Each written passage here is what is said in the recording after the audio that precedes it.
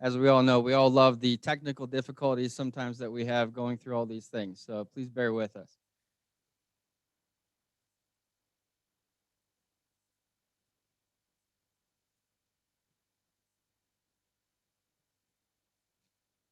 Dale did mention I could sing later if we have too many technical difficulties, but we don't want that. So I see Mary laughing. She's heard.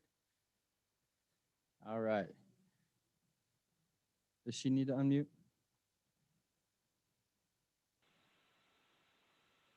All right. Mary, can you hear us? Yes, I can. Can you hear me? Hear you quite yet? They can? All right. Mary, can you hear us now? Yes, I can. Can you hear me? Fantastic. We can. Thank you so much. Thank you for joining us this morning. And we are good to go. So, Mary, why don't you tell us about the WI? Okay, fantastic. Well, I'm going to take just a few minutes and share my screen with you. And I would like to, first of all, start by thanking you, Mr. Leaf Green, and thank you to the Cheyenne Chamber staff. I really appreciate all that you do for the Cheyenne business community, and we are very grateful for this opportunity to sponsor today's event. WIDC Frontier CDC is a nonprofit, mission-based lender, and our mission is to provide access to capital for Wyoming small businesses with a goal of fostering economic development solutions that will grow jobs, businesses, and communities. Through partnerships with the U.S. Small Business Administration, USDA Rural Development, and most importantly, banks and credit unions in the community, we are able to provide financing options for Wyoming small businesses when funding is not available or affordable through traditional sources. We are a Wyoming-based company, and our programs are available to all small, for-profit businesses operating in the state. I want to use my time with you today to talk about our main program and its benefits for small businesses. The SBA 504 loan is a fantastic tool for small businesses in need of fixed asset financing. And WIDC Frontier CDC is proud to be Wyoming's source for this program. This program can be used for financing land, buildings, including purchase, new construction or expansion, long-lived stationary machinery and equipment, as well as the refinancing of these capital assets.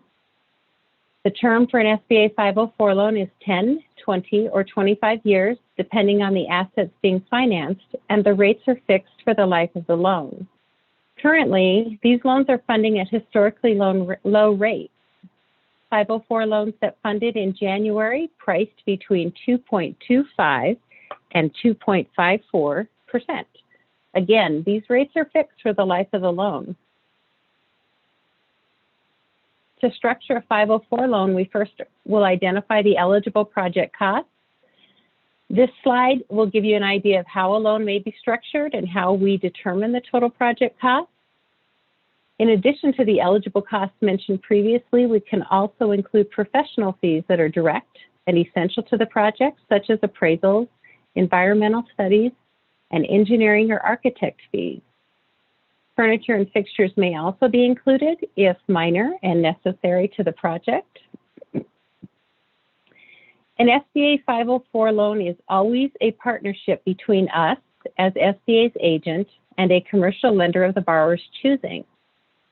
After determining total project costs, the financing of these costs are split between the commercial lender, the SBA 504 program, and the borrower.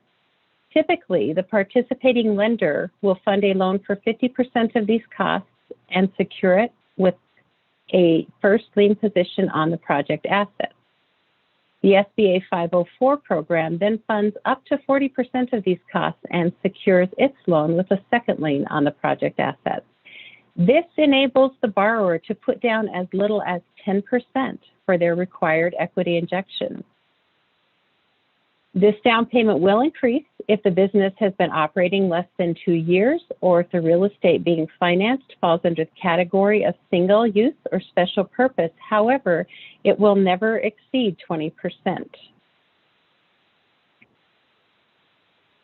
The SBA's goal with the 504 loan program is to enable small businesses to invest in capital assets with little down, to allow them an opportunity to hold on to their working capital and continue to grow. The 504 program is always a great benefit to small business owners due to its low down payment and competitive fixed rates. But now, through the end of September, the program is even better. As part of the Economic Aid Act enacted on December 27th of 2020, origination fees have been reduced in this program to 1.15% for any loan approved between February 1st and September 30th of 2021. And additionally, 504 loans approved during this time frame will receive 6 months of payment subsidies upon funding. That's 6 months that your loan payments will be made on your behalf. As a side note, the 504 origination fees are always financed into the project to keep the borrower's out-of-pocket expenses to a minimum. I could go on and on about our organization and our small business loan programs, but I know you did not tune in today to listen to me. So thank you for the opportunity to talk with you about our organization and our programs. And this final slide contains our contact information. I invite you to visit our website or call our office if you have questions or would like additional information.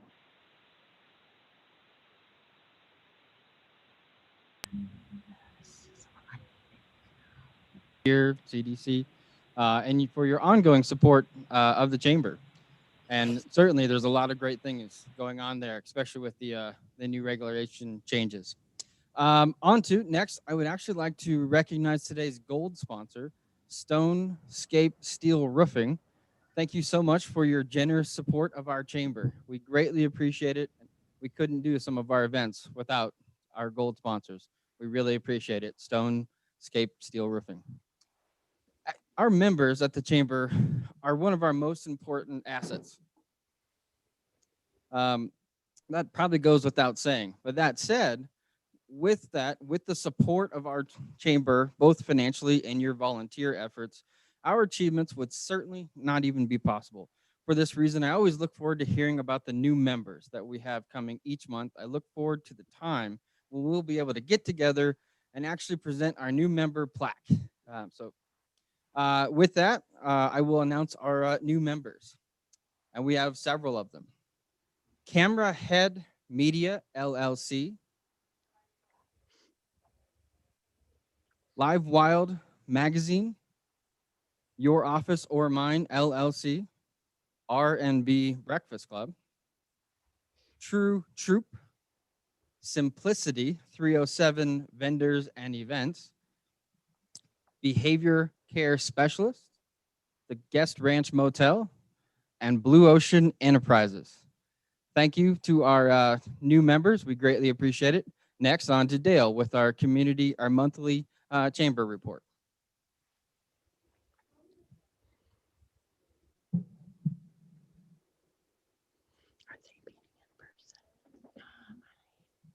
Good morning, everyone. It's so good to see y'all, at least virtually. We have gotten things worked out so you won't have to see Stephen dance and you don't have to listen to him sing. I wish you could see the disappointment on his face that he's not going to be able to do that today. It's certainly a great day to be in Cheyenne, Wyoming. I think we can all be thankful that we live in such a wonderful part of the country. If you watched the news this week and heard all of the discussions about getting kids back to school and how they're going to do that in different parts of the country, if they would care to come to Wyoming and look and see what's going on here, they would see that we've had kids in school since the first of the year. And I'm proud of what we've done as a people to move through this. Additionally, I'm proud of you guys, our business community, as we have looked around the nation and we've seen unrest on the conservative side and the liberal side and everyone in between. I would tell you that 99% of our people are just going to work before the sun comes up. unlocking their doors, figuring out how to keep their employees on board, paying their bills, paying their taxes, building their communities. And I think that's something we can all be very proud of now. Even though we've been challenged by COVID, our work continues as we move into the new year. Ground-based strategic deterrent is still a very important initiative for us. We have been starting our work groups there and talking about the impacts on the communities, not only in Wyoming, but across the border in Nebraska and down into Colorado. So that group meets monthly, starting to talk about workforce and what that's going to look like for us and how we get our folks trained and how we keep our young people here with the jobs and opportunities that are going to come from the ground-based strategic deterrent. The enhanced use lease, which is a housing project out at Warren Air Force Base, continues to move forward. I met with the Balfour Beatty and the mayor yesterday morning. I'm proud to say that the mayor of Cheyenne, Patrick Collins, has jumped onto that project with us and is working full steam ahead so that we can make sure that we meet those goals for our Air Force Base and for our men and women in uniform to make sure that they have adequate housing in our community.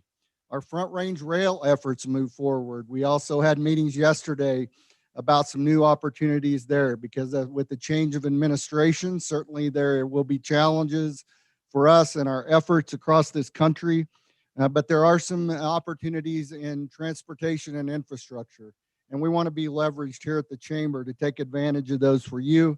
And Front Range Rail and rail transportation has been a priority for us for several years, and we hope to continue that effort, and we look forward to some exciting things happening in 2021. The other issue that continues for us as we move through this time is housing. So, a couple of years ago, we did a housing study, and we were 3,500 units short. Talked to a real estate agent, which we had a report from one of our board members, Tanya Keller, yesterday at Business Council, and I think there were 64 homes within the borders of Cheyenne. So housing is very important for us. So we are partnering with developers on the south side of Cheyenne, on the east side of Cheyenne, to work on this problem. We had an exciting groundbreaking with Guardian Homes on the north side just a couple of weeks ago. So we continue to move forward. The thing that I would like to share with you this morning is, regardless of all the challenges that we've had through COVID, we're going to continue to move forward. We're going to continue to move forward, getting our folks vaccinated, those who want to be, to build that herd immunity, and life will return to normal. But we have done a nice job here of staying the course, and I'm very proud of all of you. One of the things I share with you from a practical matter is that our chamber annual meeting or banquet is usually at the end of March, first part of April. We are bumping that to June this year as we see some of the challenges from COVID. And we're not sure how many people will feel comfortable in that spring time frame. But we look forward as we continue to progress to get our community open back up. So I'm not going to sing or dance either, and I know you appreciate that, but thank you all for joining us today. I'm very excited to hear from our new senator here in a few minutes, and I hope that any of you who have needs will give us a call here at the Chamber and give us an opportunity to help you as we advance in business, not only in Cheyenne, but across Wyoming. Thank you very much.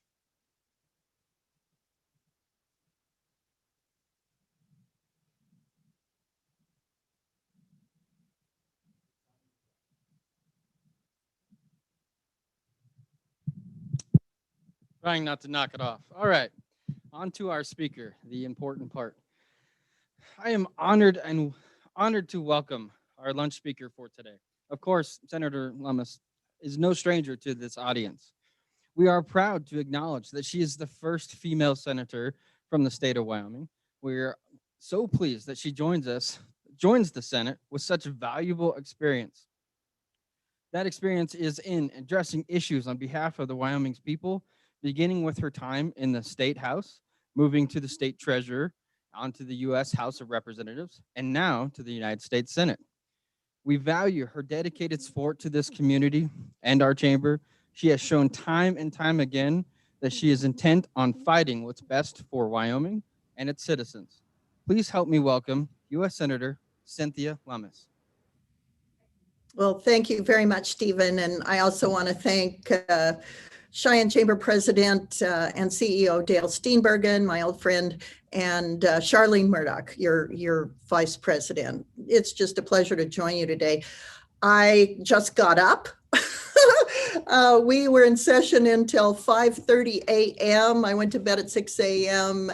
And just got back to work a little bit ago after a long night and what seemed to me to be a ridiculous exercise. I was staying in touch with Mike Enzi during the course of it. It's called Vote-A-Rama. We have a 50-50 Senate. We took votes from 2:30 p.m. yesterday to 5:30 a.m. this morning, solid, without adjourning. And at the last vote we took was to strip all the amendments that we had adopted in the previous 15 hours off the bill, and then pass the bill on a 50-50 vote, the tie for which was broken by Vice President Kamala Harris. So it's been a bumpy ride this first 6 weeks in the Senate. It's going to stay bumpy for a while. Of course, next week we go into another impeachment trial. And hopefully after that, some of the hyper politics can end and we can get about the business of legislating. I most certainly hope so. Hey, I want to give some shout outs to some of the businesses in Cheyenne that had milestones recently. Of course, Blue Federal Credit Union's opening their new world headquarters on that beautiful campus in Cheyenne. So congratulations to them. Meridian Trust Federal Credit Union has a third branch in Cheyenne. Something I'm excited about trying out is the Frontier Trampoline Park on East Lincoln Way, where the old Hobby Lobby used to be. That's just a stone's throw from where I live. And then Guardian Companies, as was mentioned a minute ago, is doing a new development at the Point. So congratulations to all of you. Also on the business development side, I want to make sure that I introduce, no stranger to you, Brendan Ames, who was with Coldwell Banker, then he moved to the city of Cheyenne, has joined my office, staying in Wyoming, and it's the position of Business Outreach Director. So this is sort of an economic development type position, something a little bit new for our congressional delegation. As you know, Brendan already has experience in that area. We want to try and vet all the federal grants or federal resources that we can, and then help deploy them in Wyoming. And Brendan is going to be the point person for that. Him being based in Cheyenne and someone you already know should make him an easy access relationship for all of the Greater Cheyenne Area Chamber of Commerce businesses. So take advantage of wonderful Brendan Ames being right there in Cheyenne. Okay, so here we go. January 3rd, I got sworn in. COVID was full bore, couldn't have any family. My great nephew is in the United States Marine Corps. He's from Cheyenne. And so he was able to come over to my swearing in. He and Vice President Pence had fun, kicking around military stories, which was really cute. But he was the only family I could have. And then we went into the Georgia election, which is what gave us the 50-50 Senate with Vice President Kamala Harris breaking 50-50 ties, which I previously said we've already done. So that means the Republicans are in the minority in the U.S. House, the U.S. Senate, and of course the White House. So we're going to be playing a lot of defense, at least from my political party's point of view. But I don't want to play just defense on Wyoming's behalf, and I'll get into that in a minute as well. So President Biden signed more executive orders than in his first week than the past 4 presidents combined. He's been really busy in that regard and not doing things that are friendly to Wyoming. Certainly the one we push back the hardest on is is his order to place a moratorium on oil and gas drilling and other mineral production on federal land. As you all know, Wyoming is half federal land. Utah is 2/3 federal land. Montana's 1/4 federal land. Nevada's 7/8 federal land. Alaska's 9/10 federal land. So we're not alone in our concern about this executive order.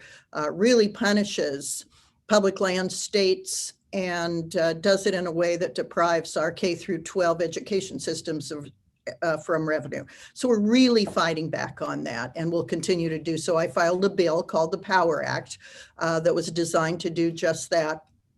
And we'll continue to raise that issue during the confirmation hearing for the nominee for the Department of the Interior, and continue to work with colleagues both in public land states and not to push back on that. As you know, the Keystone Pipeline came up. One of his executive orders prompted the loss of 1,700 jobs in Global Strike Command, just like that. And so we're seeing it all over the map. It's amazing that someone who touted the importance of bringing the economy back with COVID and making sure that jobs are available and ready for those who return to work. It's exactly, the rhetoric doesn't match the actions at all. In fact, they're quite the opposite. So we're terribly concerned about that. We'll continue to point that out and try to work with his new cabinet directors to address some of the things that are particularly important to us. We've been confirming his nominees. I got to visit with several of them, and for example, Janet Yellen, General Lloyd Austin, Pete Buttigieg on transportation. You know, I think we're going to be able to work with him. Those are all people I voted for. There are others who I've opposed, like Alejandro Mayorkas for Department of Homeland Security. I voted against him. He's an open borders proponent. That does not comport with where I believe Wyoming people are. And I'm going to struggle with Deb Haaland, who is the nominee for Department of the Interior. She's from New Mexico, but she doesn't seem to push back at all on things like the Green New Deal. So we're going to struggle, and I'll try to make my points as best I can while still maintaining relationships at the Department of the Interior through some of their career people. I got my committee assignments finally. That took a long time because in a 50-50 Senate, some negotiations have to occur between our ranking member and the Democrats' ranking member. So in this case, they will have the majority leader, and we will have the ranking member. And we had to negotiate things like in the Senate, they call it the amendment tree, how that's going to work, how many people are going to be on committees, what the split's going to be on committees. But finally, all of those things have been worked out. My committee assignments are this: banking, which I'm very excited about, and I'll want to visit with a lot of you about, because I really made the case for community banking and also for Wyoming's fabulous new array of cryptocurrency, blockchain, Bitcoin, and other banking institutions, and the groundwork that the Wyoming legislature has laid to put Wyoming in the forefront on those issues. Those will be my emphasis on the banking committee. Environment and Public Works Committee, EPW, is something that John Barrasso just completed 6 years chairing. He will now go over to be the ranking member at Energy and Natural Resources. Then I will backfill him on Environment and Public Works. And then finally, the Commerce, Science, and Transportation Committee. So these are, I think, really important assignments for Wyoming. I think they're going to be important assignments for you at the Greater Cheyenne Chamber. Know that we're here to help. Brendan, of course, can be certainly your most close contact, but we have an office in Cheyenne. It's the same office that Mike Enzi used to have, And so you know where you can find us in the Omani building, the big tall post office downtown. Now, we're also creating a financial innovation caucus because Wyoming has been such a financial innovator, especially in these special depository financial institutions. I've already visited with some members about joining us there, and we'll be concentrating on financial innovation. I'll also be joining the Western Caucus right now. My friend Steve Daines from Montana is the chairman. John Barrasso used to chair it. So there's a long line of very, very knowledgeable and influential Westerners in that caucus. I had chaired that caucus when I was in the House. So I rejoined some of my old buddies like Kevin Kramer from North Dakota and Steve Daines and others to be an active member of that caucus. So just know that that's going on. We're continuing to try to push back on the big spenders in Congress. You know, I would have pushed back on a lot of the big spending that occurred under the Trump administration. So you can imagine how I feel about what we were doing last night. It was a $1.9 trillion COVID relief package when only 20% of the package that Congress just passed 5 weeks ago has begun to filter out into the economy. So this 1.9 million is trillion. I'm sorry, I'm losing perspective. As I said, I'm coming off of going to bed at 6 a.m. after an all-night session. So excuse my lack of brightness today. We're going to try to push for lower spending and smarter spending. This 1.9 trillion has not been justified, literally not any of it. And we think it's going to go largely to additional savings. They don't need to spend it now. And so as soon as the economy opens back up, there will be more spending. The economy will become very heated at that point, and that won't happen until next year. But we don't see it providing the kind of immediate relief that the proponents of the bill are espousing. So I'll be a no on that vote. It will be attached through the reconciliation process. So we did the budget this morning. We passed the budget at 5:30 this morning. Then next week we do the impeachment trial. And then right after that, we go into the reconciliation process, which has another one of these vote-a-ramas, which I explained last night. We were sitting around voting nonstop for 15 hours, and we get to do that again soon. So we'll talk about a bumpy ride, and it's going to stay that way for a while. We're in a temporary office in the Dirksen building. We won't get a permanent office until later in the spring. But we've got a fabulous, largely Wyoming homegrown staff, and then some additions that you're going to love. We pulled a communications director out of the White House. We, as you know, stole Brendan from the city of Cheyenne. We've got former legislators on our staff, 2 of them. We have a former county commissioner on our staff, and we've been having weekly meetings with the county commissioners, specifically to discuss COVID distribution of the vaccines, how we can assist with PPE. John Barrasso and I have been on those calls weekly, and looking forward to making sure that our communities have everything they need to lift the heavy burden of COVID off our economy so we can get back going again.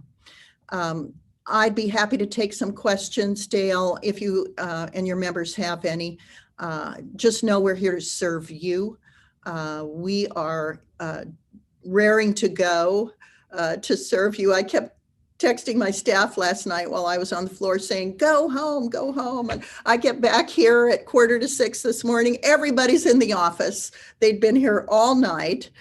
They're working their tails off. And then I come back after a few hours sleep and we've got a good half crew here. The rest of them I made stay in bed. We're here to work for you and we're excited about it. This is a motivated, smart, impressive staff and take advantage of us. That's what we're here for. John Barrasso and I have a fabulous working relationship.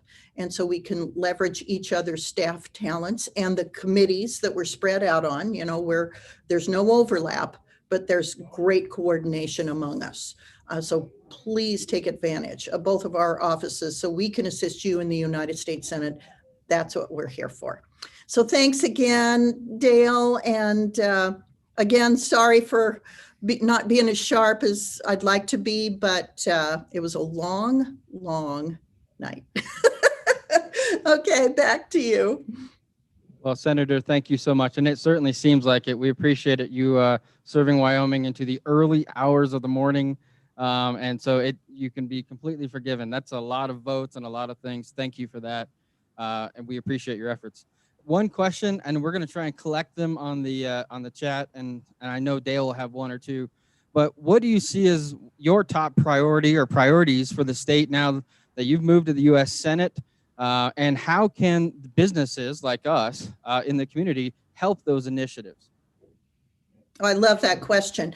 Okay, one of the reasons I asked to be on Commerce is because I want to make sure that our rural broadband is as robust as it can possibly be. That is within the province of the Commerce Committee. And so if there are broadband issues that you can help us understand, if there are holes that need to be filled, if there are resources that would make our broadband more robust in Wyoming, by all means, please let us know.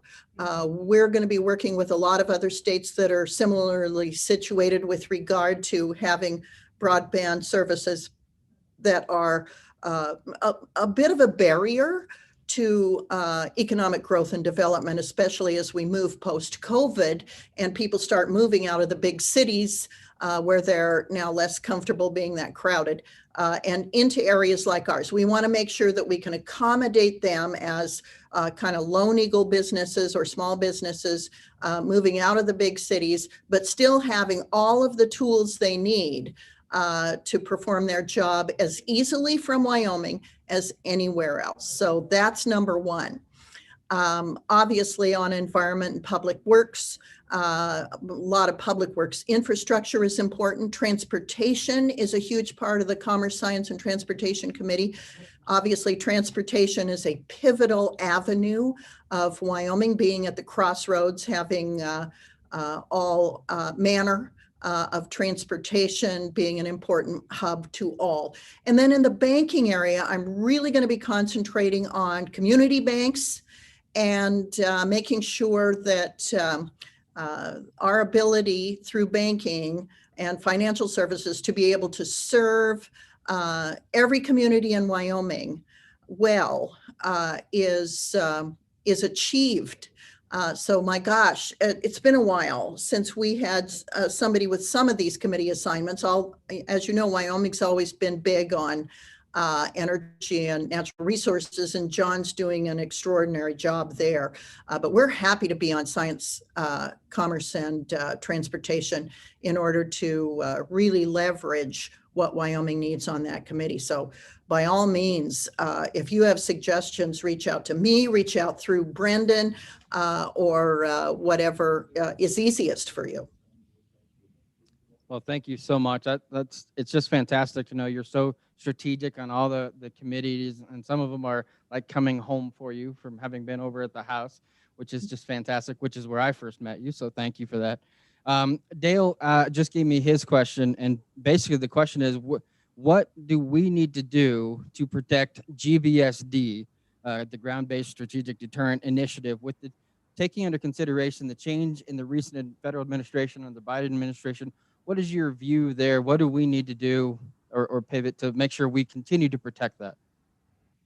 Well, Dale, we will let you know because we're just trying to figure it out too. Now, I mentioned Steve Daines and Kevin Kramer. Steve's from Montana, the senator from Montana, Kevin from North Dakota. The three of us tag teamed all the time when we were in the House together on the nuclear triad. And because we all have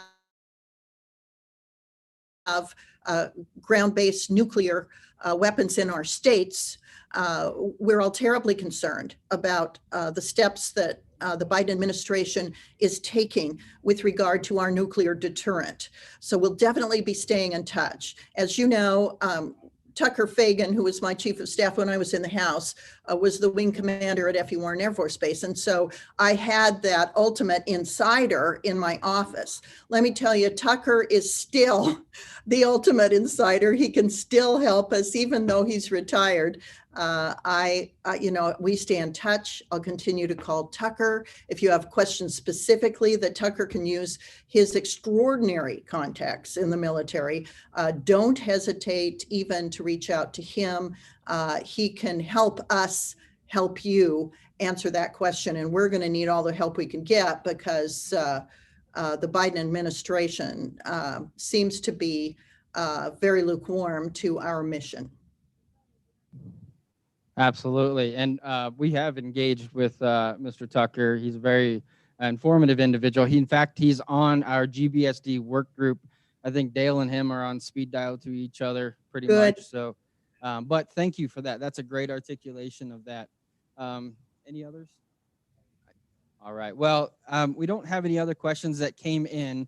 And I'm sure there are so many. And again, with all the challenges that businesses have, it's going to be a process. So just for the chamber members, I would encourage you to reach out to Cynthia's office. There's various ways that they can continue to help and facilitate anything needed. So any last words, Senator? Well, I'd just like to say also that, so many of your members have helped my brother and me work on a project south of Laramie County Community College that we think is going to be a very positive addition to the city of Cheyenne. Now I'm taking my senator hat off and putting my my work life on. My daughter Annalise Wiederspan is taking over for me in my role on that project. Many of you know her. She's super capable. And we just want to thank you as a family for how accommodating and helpful and supportive of what we're trying to do south of the college. So the partnership we have with you, we feel is robust, helpful, and together I think we can help build a Cheyenne that's even more magical as the magic city of the Plains. So thank you on that personal side note as well. Oh, absolutely. I've had the honor of meeting Annalise and Dell. They're fantastic people, and that is a great development. So, Senator, thank you again for your time. Thank you for sharing your insights, your offense and your defense efforts, and being willing to stay up till 5:30, taking the vote-a-rama. That's absolutely phenomenal. We appreciate it. We look forward to continuing to work with you for the betterment of our region and our state. So we appreciate that. Thank you, Stephen. Absolutely. Bye. Thank you. Have a great day. All right. In closing, I would just say thank you for your participation today. It's greatly appreciated. We appreciate the support that you give to the chamber and to the other chamber members. Please continue to support other chamber members. Watch your weekly newsletter for details on our March lunch. And as kind of like what Dale said earlier, as we kind of continue to put the pieces of our economy back together, push through, make it work. I wish you all great success. I wish you a great month ahead and an outstanding 2021. Thank you for that. Have a fantastic day.